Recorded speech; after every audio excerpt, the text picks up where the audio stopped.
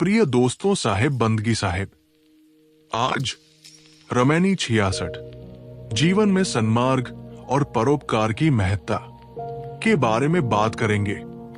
सोई हित बंधु मोही भावै, जात कुमारग मारग लावै, सो सयान मारग रही जाई, करे खोज कभू न भुलाई, सो झूठा जो सुध को तजई, गुरु की दया राम ते भजई, किंचित है एक तेज भुलाना, धन सुध देखी भया अभिमाना, साखी दिया न खता न किया पयाना, मंदिर भया उजार, मरी गए सो मरी गए, बांचे बांचनहार। भावार्थ, वही मित्र है, वही बंधु है और वही मुझे प्रिय लगता है जो गलत रास्ते पर जाने वालों को अच्छे रास्ते पर लाने का प्रयास करता है, और वो भी समझदार है जो किसी की अच्छी सलाह मानकर अच्छे मार्ग में चलने का निश्चय करता तथा उसमें चलता है। वो केवल दूसरों के आदेशों का पालन नहीं करता, किंतु शंका उपस्थित होने पर स्वयं भी सत्य की खोज करता है और विवेक से सतपथ का निर्धारण कर उस पर चलता है और अपने सतपथ को कभी नहीं भूलता है। जो व्यक्ति विवेक ज्ञान छोड़ देता है वो अपने को झुठलाता है, परंतु वही व्यक्ति जब गुरु के कृपा स्वरूप सत्योपदेश को समझ जाता है तो स्वरूप राम को पहचानता और उसका भजन करता है। आदमी तुच्छ माया की चकाचौंध में भूल जाता है और धन, पुत्र आदि को देखकर उनका अभिमान करने लगता है।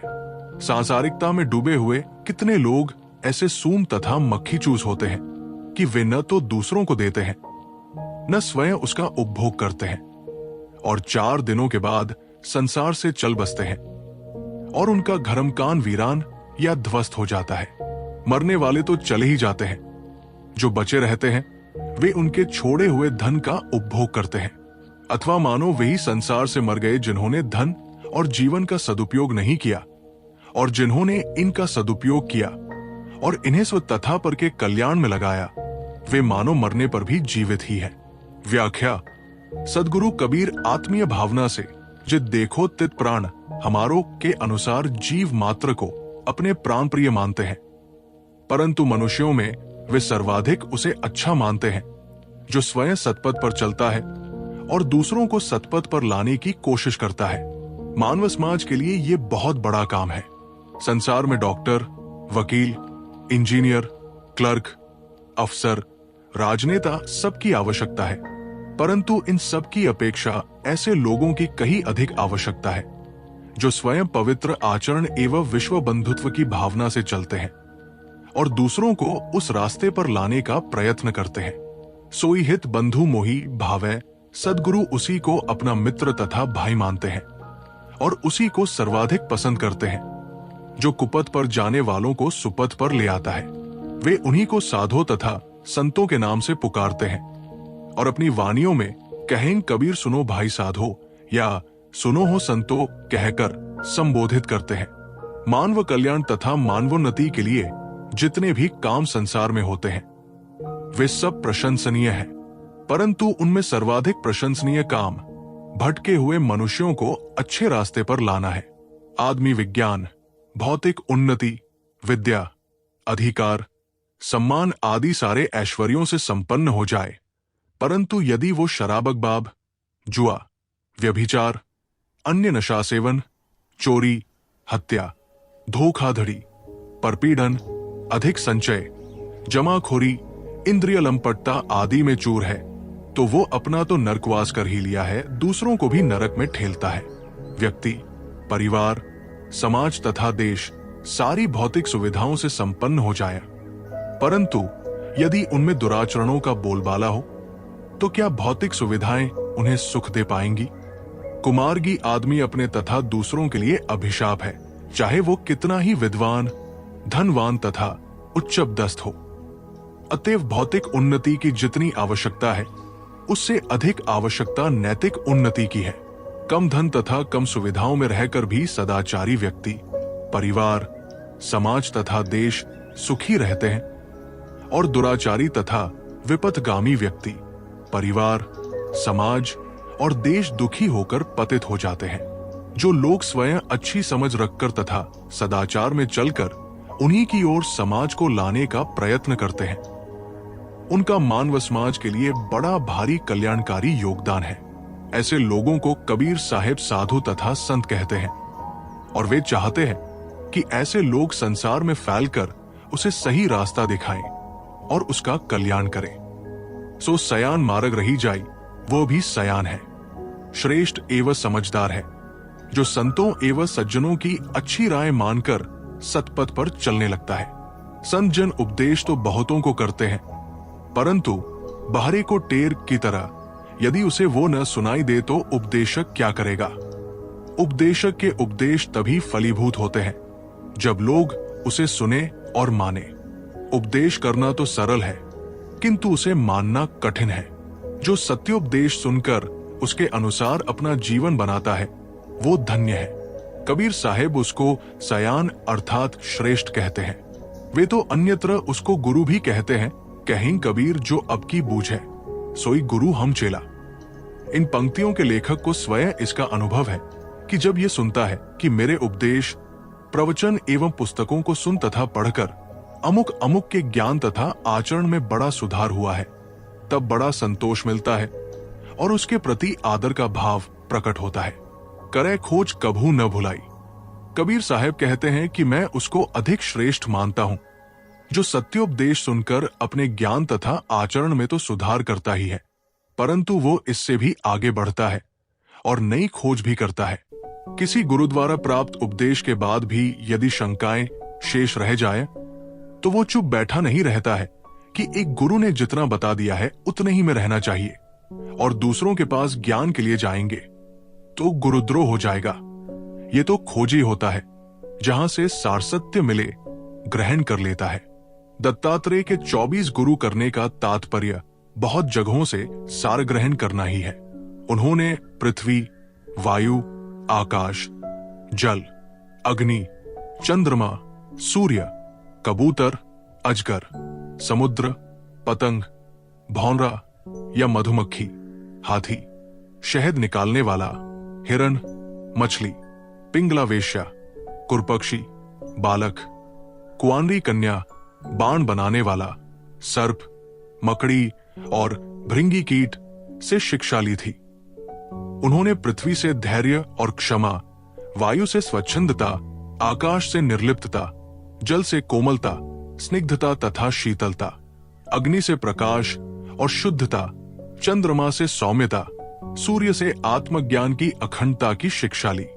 उन्होंने एक कपोतक पोती के आसक्तिजनित दुखों से गृहस्थी की दुख रूपता, अजगर से निश्चितता, समुद्र से गंभीरता, पतिंगे से मोह जनित दयनीयता, भौंरा या मधुमक्खी से सारग्राहिता और अधिक संग्रह से विध्वंसता, घास से ढके हुए गड्ढे पर रखी हुई कागज की हथिनी के स्पर्श से गड्ढे में गिरे हुए हाथी से कामजनित मूढ़ता, मधु काढ़ने वाले से संचय की निरर्थकता, संगीत स्वर के विमोहन में बंधे हिरन एवं विषय गीत से बंधन रूपता, चारे के लोभ से बंसी में फंसी मछली से स्वादासक्ति की दुख रूपता, पर पुरुषों की आशा करने वाली पिंगलावेश या से आशा की पीड़ा रूपता की शिक्षा ली दो। और उन्होंने कुरर पक्षी जो मांस का टुकड़ा मुख में लिए रहने के कारण बाज पक्षियों द्वारा मारा जा रहा था और उसे छोड़ देने पर सुखी हो गया, उसके त्याग से सुख प्राप्ति की शिक्षा ग्रहण की। दत्तात्रेय जी ने बालकों से सरलता की शिक्षा ली और उस नारी से उन्होंने असंगता में निर्विघ्नता की शिक्षा ली, जिसके 2 चूड़ी तक भी हाथ में रखने से आवाज होती थी। उन्होंने उस बाण बनाने वाले से एकाग्रता की शिक्षा ली, जिसके पास से सेना गुजर गई और वो नहीं जान पाया। उन्होंने सांप से बेघर के रहने की, मकड़ी से श्रम की तथा भृंगी कीट से लक्ष्य की उपलब्धि में सफलता की शिक्षा ली। उक्त बातें खोज के उदाहरण है। खोज से विज्ञान ने कितना कमाल कर दिखाया है। खोज निरंतर नए आयाम खोलती है। खोज से तत्संबंधी पथ सरल होता जाता है। खोजी आदमी पुराने तथा नए सभी असत्यों से घृणा करता है तथा पुराने तथा नए सभी सत्यों से प्रेम करता है। खोजी जड़ रूढ़ी को नहीं पकड़ता, वो सांप्रदायिक नहीं होता। खोजी सदैव सत्य का समादर करता है। उसका रास्ता आग्रह विहीन, सरल तथा विश्वजनीन होता है। सद्गुरु कहते हैं, करे खोज कभू न भुलाई, वो सदैव सत्य की खोज करता है। इसलिए वो कभी भूलता नहीं, उसे कोई भटका नहीं सकता। वो अंध परंपरा की पूंछ पकड़कर बैठता नहीं। सो झूठा जो सुत को तजई, यहां सुत का अर्थ ज्ञान है। ज्ञान जीव का पुत्र है। घर का सुत जो होए अयाना, यहां सुत का अर्थ है मन तथा प्रते सुत्तर मान हमारी सेवा, यहां सुत का अर्थ शिष्य है। एक शब्द का भिन्न स्थलों पर भिन्न अर्थ हो जाता है। गीता में आत्मा का अर्थ भिन्न भिन्न जगहों पर मन, इंद्रिय, देह, जीव सब है। सदगुरु कहते हैं कि वह मिथ्यावादी है जो अपने विवेक ज्ञान का तिरस्कार करता है, जो अपनी आत्मा में उठते हुए ज्ञान की अवहेलना कर रहा है। ये अपने आप को ही झुठला रहा है। अधिकतम लोग भावुकतावश अपने विवेक ज्ञान एवं अंतर ज्ञान पर ध्यान ही नहीं देते। ऐसे लोगों को न जीवन में निर्बाध बोध हो सकता है और न शांति मिल सकती है। भक्ति का महत्व है, परंतु भक्ति के जोश में अंतर ज्ञान का होश ही खो देना जीवन में गहरी भूल तथा घाटा है। अंतर ज्ञान एवं विवेक ज्ञान के बिना हृदय प्रकाशित नहीं हो सकता और न जीवन में चिरंतन शांति आ सकती है।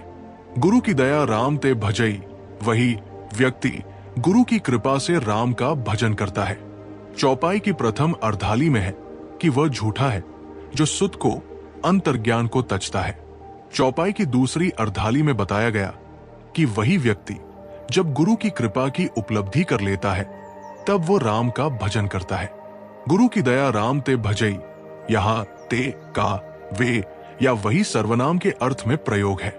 जो व्यक्ति गुरु ज्ञान से वंचित होने से अपने अंतर ज्ञान की अवहेलना कर रहा था, वही गुरु ज्ञान पाकर राम की अर्थात अपने चेतन स्वरूप की पहचान कर लेता है और उसके भजन में लग जाता है। भजन का अर्थ सेवा, स्मरण, स्वत्व तथा विभाजन है। अपने चेतनराम को वासनाओं से मुक्त कर लेना ही मानो उसकी बहुत बड़ी सेवा है और यही सर्वोपरि राम भजन है। स्वस्वरूप का निरंतर स्मरण राम भजन है।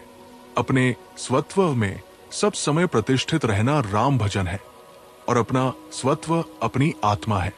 विभाजन भजन है, अर्थात अपने चेतन स्वरूप को जड़ से अलग कर लेना राम भजन है। राम भजन है जया शक्ति से सर्वथा मुक्त होकर निज स्वरूप चेतन में निरंतर रमण, जो सब समय स्वरूपाकार वृत्ति में लवलीन है, आत्मरत, आत्मलीन एवं आत्मस्थ है। वही मानी राम भजन कर रहा है। ये गुरु कृपा से स्वरूप बोध पाकर ही संभव है। किंचित है एक तेज भुलाना, धन सुख देखी भया अभिमाना।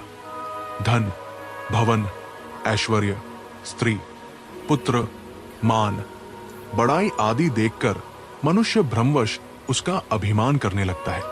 माया की तुच्छ और क्षणिक रोशनी में भूल जाता है। ये मनुष्य का घोर प्रमाद है। बादलों की शोभा तथा बिजली की चमक के समान इन मायावी पदार्थों के आते जाते देरी नहीं लगती। इनका अहंकार करना तो अत्यंत भोलापन है। 4 दिन की चांदनी फेरी अंधेरी रात वाली बात है। दिया न खता न किया पयाना, मंदिर भया उजार। दानी, उदार और कंजूस मनुष्य के 3 प्रकार होते हैं। दानी वह है जो समय पड़ने पर स्वयं न खाकर भी दूसरे को खिलाए। उदार वह है जो स्वयं भी खाए तथा दूसरे को भी खिलाए। और कंजूस वो है जो न स्वयं खाए और न दूसरे को खिलाए। सदगुरु यहाँ कंजूसों के लिए कह रहे हैं कि वे न स्वयं ठीक से खाते हैं न दूसरों को खिलाते हैं, बस थोड़े दिनों में संसार से कूच कर जाते हैं और उनका भवन उजाड़ हो जाता है।